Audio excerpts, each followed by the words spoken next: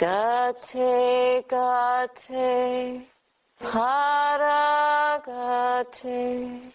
parasangate, bodhiswaha.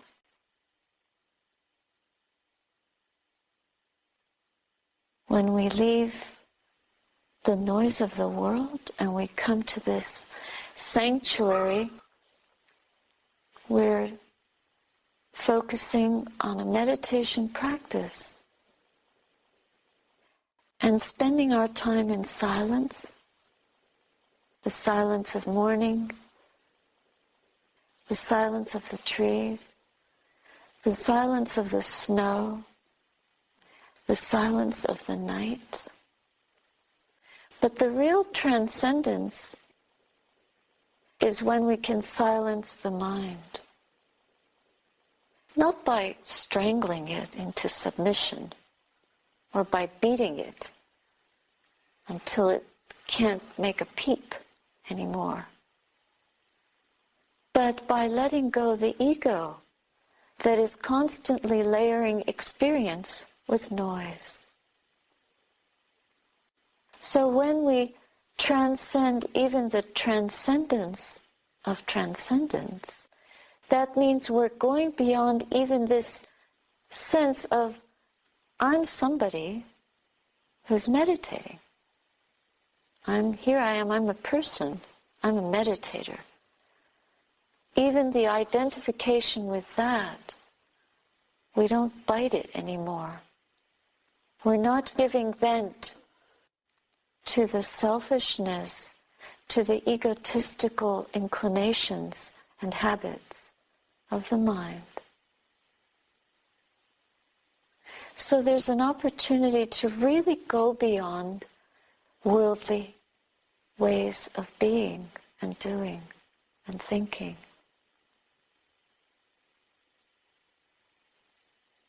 And we have to call upon some special qualities to be able to transcend even the transcendence of transcendence.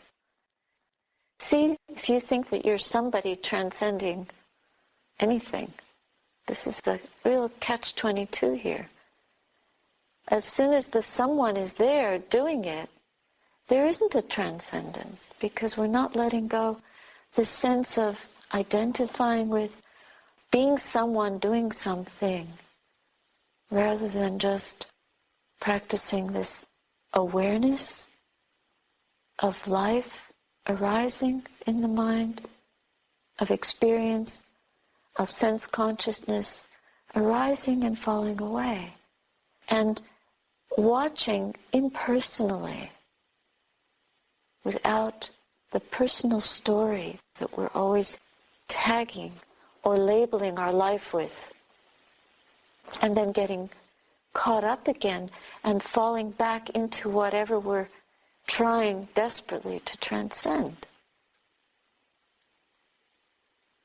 So getting beyond this sense of I am anything and going towards the place where we stop that particular pattern.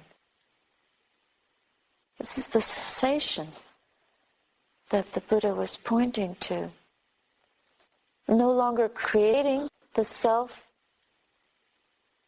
no longer wanting what the self, the created self wants, and allowing that whole process of creating, producing, consuming, and feeding on the selfishness, the self-centeredness, to fall away and to be silent. And when it's silent, then we can really begin to see. See with the eyes of purity. See with a silent and still mind. With the still mind, consciousness can truly know itself.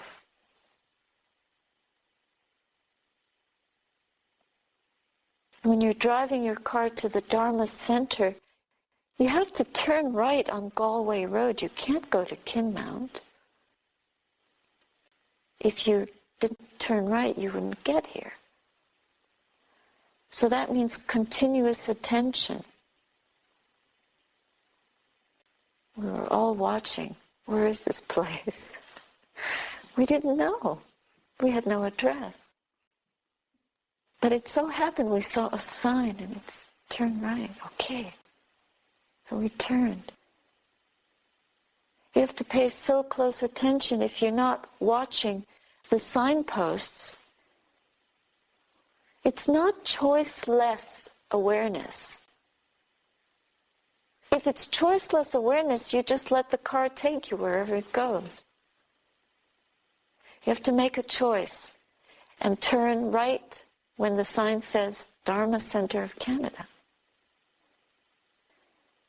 So if you're aware of the ingredients that take you away from the world and towards the stopping of the ego from ruling your mind, you have to make wise choices. And you have to navigate. So that means continuous attention. You have to turn your mind away from harmful things and turn your mind towards things that support the path, that support going beyond, transcending beyond that which keeps us imprisoned.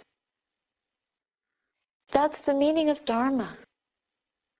Dharma means to hold, or dhr. It's the DHR from the Sanskrit, is the root of Dharma. It means to hold the mind.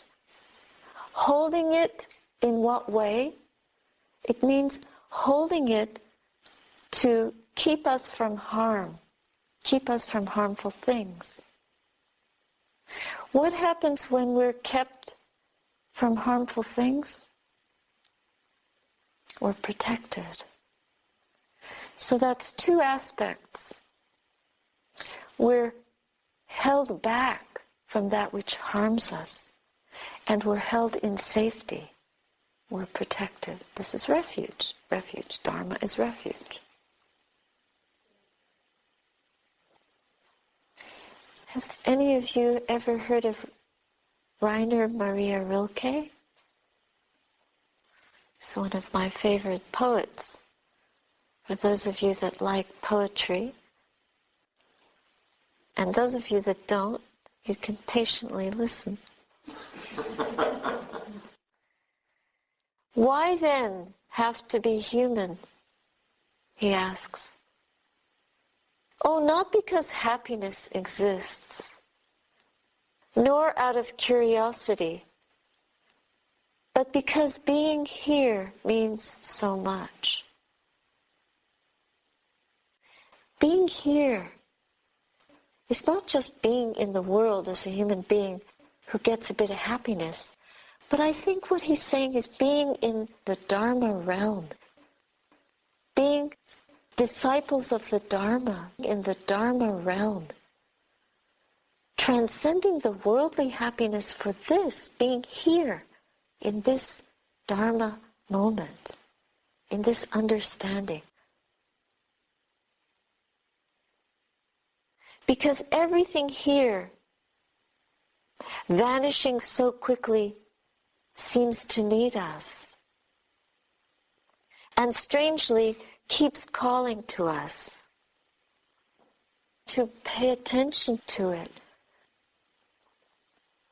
To have been here once, completely, even if only once, to have been at one with the earth. This is beyond undoing. This is beyond undoing. It's pointing us back upon the reality, with a capital R, of this truth that we're eager, yearning to discover. And it's in ourselves. It's here within us. not in the things outside. This meditation is a renewable resource.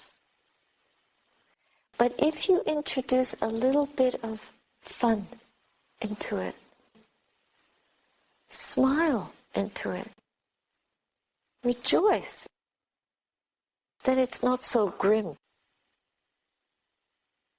Shall we try that again? Bodhi Swaha. Bodhi Swaha. It's like, a little dance. Otherwise, it just become like a dirge. I love chanting. When I was in New Zealand as a solitary nun for 6 years, there were times when I felt very lonely. It's a lonely path, this monastic life. Even if you're surrounded by a whole group of shaven-headed, robe-clad, dedicated practitioners, everyone's doing their own practice. Another person's rejoicing in the Dharma can help you up to a point, but then you have to sit with your own suffering. And it can be grueling. In England they use the word gruel for porridge. We used to have gruel every morning. It's a wonderful breakfast. So grueling has another implication in the UK English. But when you go to nature and chant, I used to walk up and down the beach and chant. I lived in a glorious place, I must say. But even the glories of nature, not enough. Not enough. The mind will still produce a dirge. So sometimes when I would feel really like the heaviness of just working day in, day out with the repetitive pattern of what the mind is producing and consuming, like the same old stuff, the same old days, day in and day out, nowhere to go, just being alone, being with oneself. And you can't escape. You can't get involved in worldly delights very much. There's nothing really to chew on anymore. And the mind can get very gray, especially in New Zealand in winter. So walking up and down the freezing cold beach, I would chant my heart out. And sometimes I would, tears would be flowing, and I would chant these chants of praise, like gate, gate. This is a very high aspiration. Para gate, para samgate, the ultimate transcendence. And then there'd be this wail coming out. I don't mean wail at sea. I mean a wail out of my heart. I can't do it. But what is that? It's a negative thought. And then if you remember the wail, you forget the chant. So I had to start over again every time I'd be in the middle of a chant. And I would give vent to that weep or that wail or that whining in the mind. I'd have to start from the beginning. And soon enough, the ocean was so violent, so fierce during those stormy days, that the ocean would give me a different tune. And I couldn't do the dirge anymore. I couldn't wail. It beat out the wailing in me. It beat it out. So When we're with the elements, in an elemental place, it's a very elemental place. It's very hard to get caught up in the mind when you're walking in the snow and it's physically hard work. And you start to just breathe in the whiteness or melt yourself into it. Pretty soon, the purity of the forest, the magnificence or the greatness of the trees will take over your mind. The little whiny mind that's full of negativity or full of desire or wanting to produce some other scenario, anything but this, get me out of here. Because we always want some other future or past moment. Then you start to listen to a song, an ancient song, an ancient chant that takes over your heart and starts to dance in there. And it's so totally healing. Then the result of that is it's possible to really be present.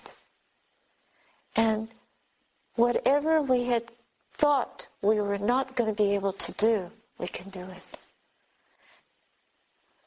Nothing is insurmountable. You never feel alone in that kind of moment. You can feel you're alone, but you never feel lonely. You never desire any company. Suddenly you're with the whole world. And your chant becomes a prayer. And it's not for you alone. It's for everyone.